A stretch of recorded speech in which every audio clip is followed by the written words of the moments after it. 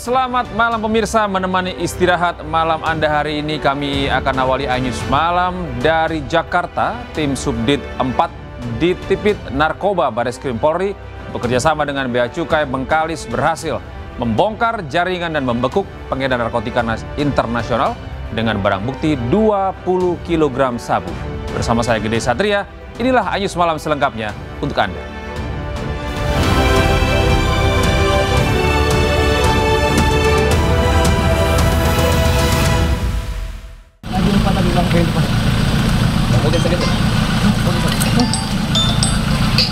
Siapa nih? Siapa? Iya, Bang. Hah?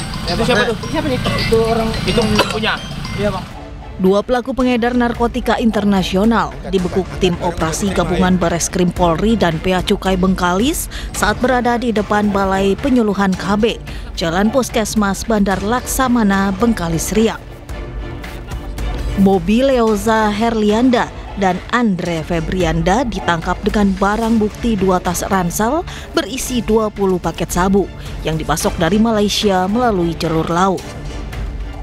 Penangkapan dipimpin langsung Kasubdit 4 Narkoba Bareskrim, Komisaris Besar Polisi Handik Jusen, usai melakukan pemantauan dan pengintaian di sekitar kawasan perbatasan Bengkalis. Saat ini kedua tersangka bersama barang bukti telah dibawa ke markas Bareskrim Polri untuk proses penyidikan lanjut. Polisi juga tengah memburu pengendali jaringan berinisial Angel serta melakukan pengujian laboratorium atas barang bukti yang disita. Operasi ini sekaligus membongkar modus penyelundupan narkotika jaringan internasional melalui jalur perbatasan perairan Bengkalis. Dari Jakarta, dan Helmi Sejangbati, iNews melaporkan.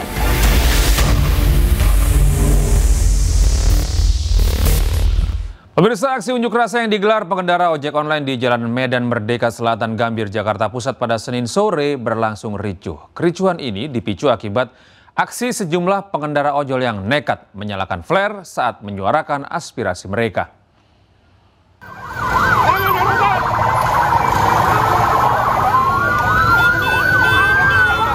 Sambil berkonvoi menggunakan sepeda motor, para pengendara ojek online seketika memadati ruas Jalan Medan Merdeka Selatan, Gambir, Jakarta Pusat, Senin sore.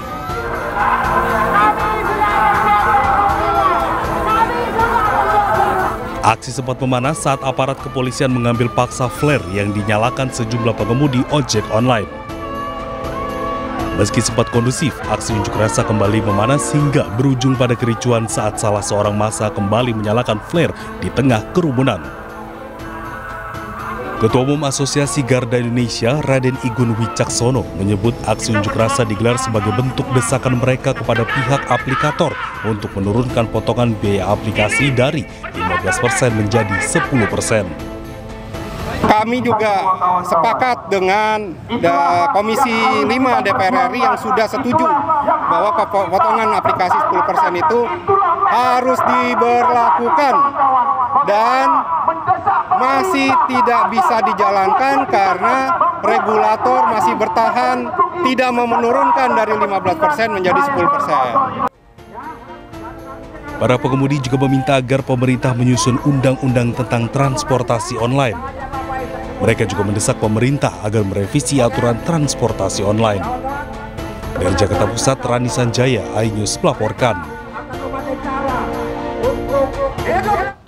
Beralih ke informasi olahraga pemirsa, saat ini pertandingan antara Timnas Indonesia U23 melawan Timnas Malaysia sedang berlangsung di Gelora Bung Karno. Antusias supporter Timnas telah terjadi sejak sore agar Garuda menumbangkan Harimau Malaya.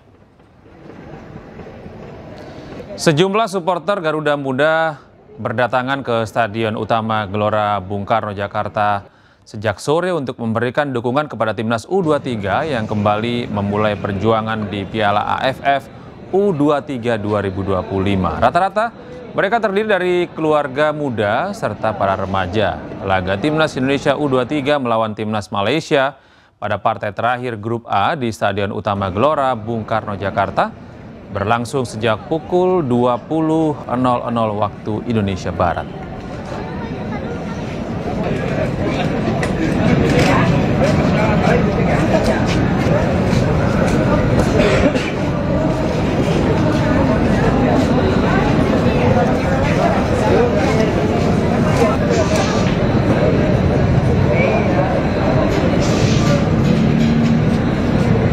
Ya, misal lalu seperti apa jalannya pertandingan Indonesia-Malaysia saat ini di Stadion Gelora Bung Karno? Kami telah terhubung dengan rekan kami Salam Pulungan di sana. Selamat malam, Salam. Seperti apa jalannya pertandingan dan bagaimana antusiasme supporter di sana? Ya, Gede dan juga pemirsa, hingga saat ini pertandingan antara Indonesia melawan Malaysia ini masih berlangsung di Stadion Utama Gelora Bung Karno, Jakarta di ajang Piala AFF U23 2025, di mana dari pertandingan yang sudah berlangsung sejak pukul 8 malam hari tadi, ini memang pertandingan ini masih berlangsung dengan sangat sengit, bahkan skor hingga saat ini masih 0-0. Dan ini membuktikan memang pertarungan kedua negara, Indonesia dan juga Malaysia, ini memang sama-sama kuat begitu ya. Karena memang kalau dari pantauan kami di lapangan dan juga mungkin pemirsa dan juga Gede lihat, ini memang pertarungan di antara kedua negara, terutama dari Indonesia, ini memang banyak sekali melakukan serangan kepada Malaysia. Namun memang hingga saat ini belum membuahkan hasil. Dan tentu kita sama-sama berharap, Gede dan juga pemirsa, agar Indonesia ini mampu membuka peluang begitu ya untuk bisa nantinya mencetak gol agar nantinya Indonesia ini bisa unggul di atas Malaysia, dan otomatis Indonesia ini bisa menjadi keluar sebagai juara di grup A, dan otomatis ini juga untuk memperebutkan tiket ke semifinal di ajang Piala AFF U23 2025. Karena memang untuk rivalitas sendiri antara kedua negara ini bukan tidak hanya memperebutkan dari tiket semifinal, namun juga ini tentu saja untuk memperebutkan harga diri masing-masing negara yang memang sudah derby begitu ya. Dan memang ini masih menjadi misteri begitu, karena memang dapat kami informasikan juga bahwa Indonesia tentu harus bisa memenangkan di pertandingan ini untuk bisa melaju ke babak selanjutnya. Gede. Ya, Salam, apakah di sana juga ada nonton bareng selain masuk ke dalam stadion?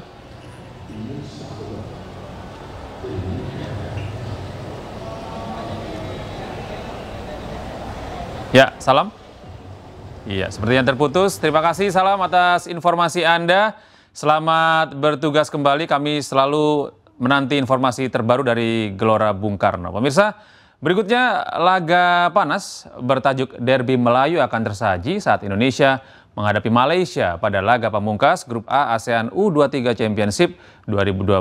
Selain syarat gengsi, laga ini juga berperan sebagai penentu langkah ke semifinal. Lalu bagaimana kekuatan kedua tim jelang laga? Dan kita simak informasinya.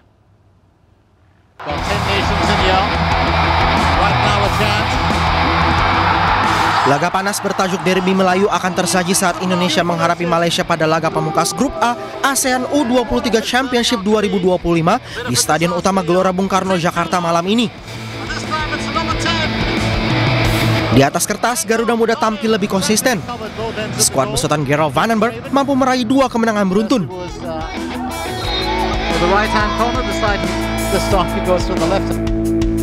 Pada laga perdana Grup A, Indonesia menang 8 gol tanpa balas atas Brunei Darussalam.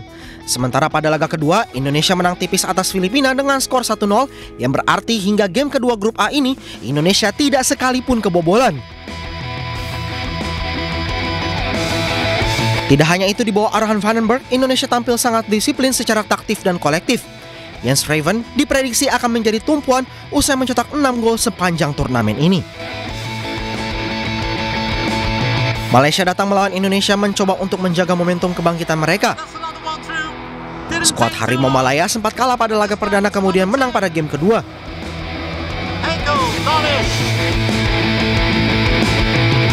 Malaysia membuka turnamen ini dengan hasil kurang baik usai ditaklukkan 0-2 dari Filipina. Lalu mereka bangkit dan menghajar Brunei Darussalam dengan skor 7-1. Di bawah arahan Nafusi Zain, Malaysia yang membawa skuad didominasi pemain cadangan Liga Super Malaysia memiliki semangat juang yang tinggi. Fergus Tierney diperkirakan akan menjadi pemain kunci bagi Harimau Malaya untuk mendobrak pertahanan Indonesia. Dengan kekuatan kedua tim, laga ini diprediksi akan berjalan panas. Selain syarat gengsi, laga ini juga berperan sebagai penentu langkah ke semifinal.